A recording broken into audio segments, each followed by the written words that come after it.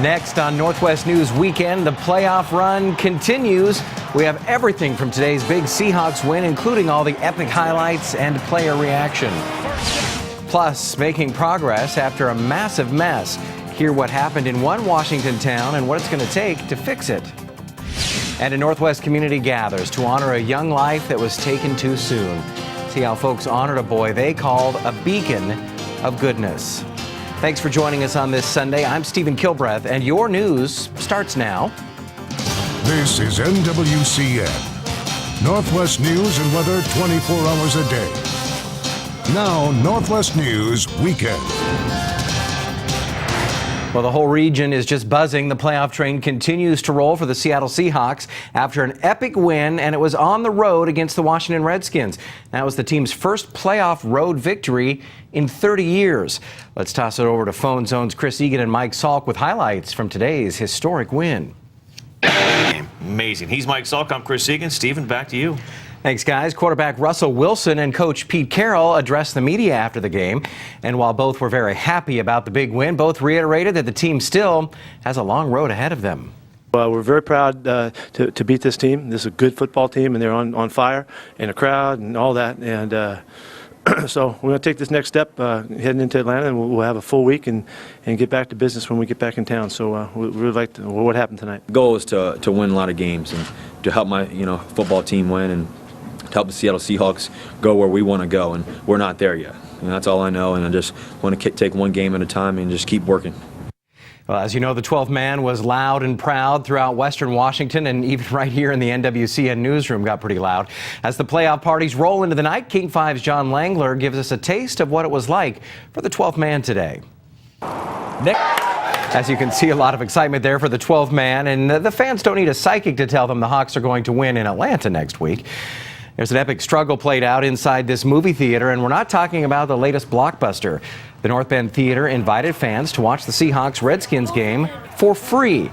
No widescreen TV at home could compare to this big screen experience with a bag of popcorn and a large soda pop.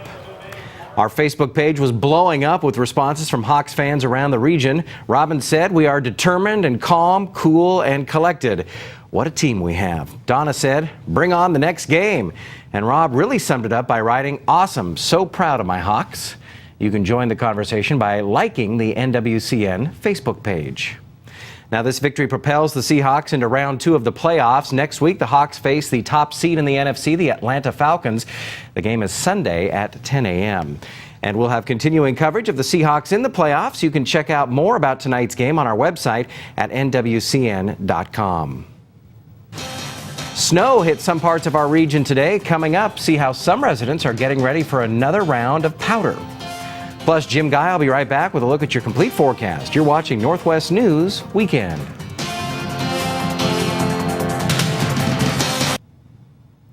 Welcome back. After a couple of inches of snow fell Saturday, the Spokane Valley is gearing up for round 2. Some Spokane residents opted not to scrape snow on Sunday, while others got busy shoveling powder from their cars and sidewalks. We got a neighbor with a nice snowblower, and he kind of takes care of everybody in the mornings. There was no rest for city street crews who were out hitting the hills before dawn with plows, de-icer, and sand. The coast is clear for passenger trains on the railroad tracks north of Seattle. Sounder service will resume Monday.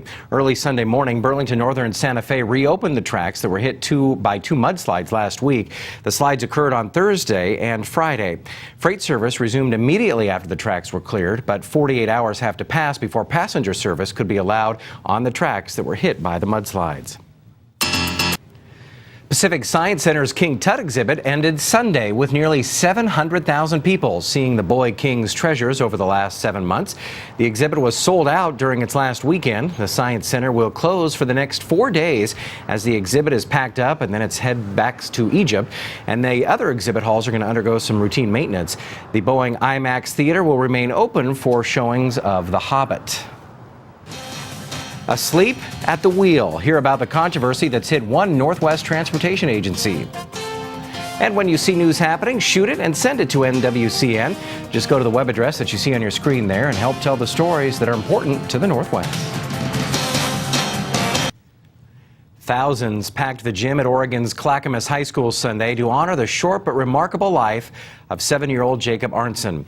Jake died New Year's Eve when his father's truck slid into the Columbia River. On Sunday, nearly 2,300 people flocked to the high school where Jake's father coached and taught to remember the lasting impact Jake had on the community. Jake's first grade teacher called him a beacon of goodness. Nothing Jake did ever surprised me because Jake believed that he could do anything. Hundreds of people also wrote down special stories about Jake to give to his family.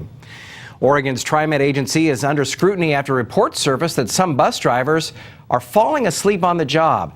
The Oregonian uncovered that some drivers have been working as many as 22 hours in a 24-hour period. The paper found at least 21 cases during a 3.5-year period where riders have reported operators falling asleep at the wheel. Right now we have runs where we have one bus that will go out of the yard and maybe 3 or 4 operators relieving that bus. It doesn't make sense that we utilize small chunks of a day for individual operators. TriMet released a statement regarding the reports saying our operators are trained professionals and safety is a core value that our riders can trust. We have safety measures in place if operators are fatigued. Now, if you thought the so-called fiscal cliff fights were over, think again. There's a new batch of battles brewing over the upcoming debt ceiling. If an agreement is not reached by late February or early March, the United States risks defaulting on its financial obligations. The argument this time around will be over how much Congress will agree to cut spending. The bottom line is we can't continue down the path we're on of borrowing money to pay our own debt with, and we've got to have serious spending cuts. We've got to have dollar for dollar within the same year. Last week, President Obama said he will not negotiate with Congress on whether they should pay their bills. Now, Washington, D.C. is getting ready for President Obama's second inauguration, but some say this year's celebration won't be quite as big as 2009's. 4 years ago, nearly 2 million people flocked to the National Mall to see the president take the oath of office. This time, D.C. officials expect between 600,000 and 800,000 people on January 21st. There will also only be 2 official inaugural balls compared to the 10 that there were in 2009. The parade is expected to be a little smaller as well. Now, the president's job is certainly full of stress, but it's not the most stressful, according to CareerCast. The #1 most stressful job is enlisted military personnel. Second is military general, and third is firefighters. CareerCast says it weighed a number of factors, including physical danger, responsibility for others' lives, and the glare of the public eye. Rounding out the top 5, commercial airline pilot and PR executive. After the break, a water main break caused headaches in one Northwest city. The problem is now fixed, but there's something else that will impact those traveling through the area. Port Townsend's Ahid Arab, King 5 News. Port Townsend police say Highway 20 is going to likely stay closed until late Monday, possibly early Tuesday.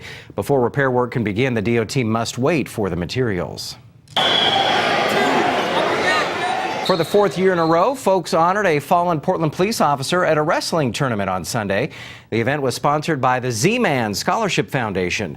In 2008, Officer Mark Zalawi, or Z-Man, was struck and killed by a semi-truck on I-5 north of Vancouver while on his way to work. Portland Police Chief Mike Reese said Sunday's event was all about getting kids and police officers together. Mark's legacy was really about connecting police officers in the community. He was loved by the community and by our department. Very well-respected officer. The values that he embodied are alive in all of these officers here today. Close to 700 wrestlers signed up for the event. Dozens of uniformed police officers, firefighters, and National Guard soldiers volunteered their time to staff the tournament. You're watching NWCN. Keep it here or log on to NWCN.com for Northwest news and weather 24 hours a day.